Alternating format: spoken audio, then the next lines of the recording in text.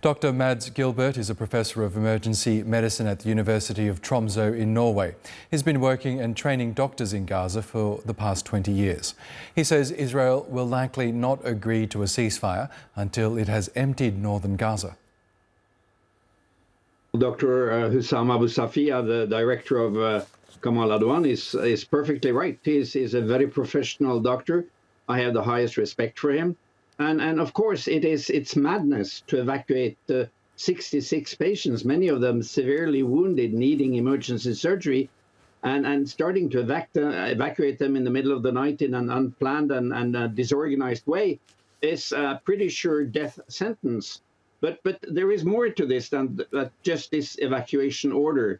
Kamal Adwan has been under siege for 77 days now, and they have suffered from all kinds of human rights violations. They have been attacked with all kinds of weapons, with quadcopters, with these robot tanks that come in, with snipers shooting into the hospital. They have been denied water and food, oxygen, electricity. I mean, these pictures that you show now, you would believe it was the illustration of the most vicious, uncontrolled terror group like ISIS or any others. I mean, this is state terrorism at the most evil level. And I think we should listen to His Holiness the Pope, who said today that this is cruelty, this is not war.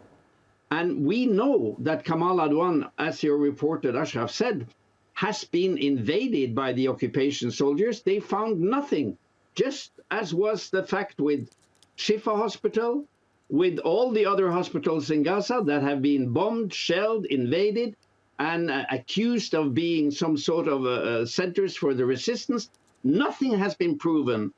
And the most worrying thing is that this situation in North Gaza, as you said, it's Kamal Adwan, El Auda, and the Indonesian hospital. These are the only medical facilities for the population still besieged in North Gaza.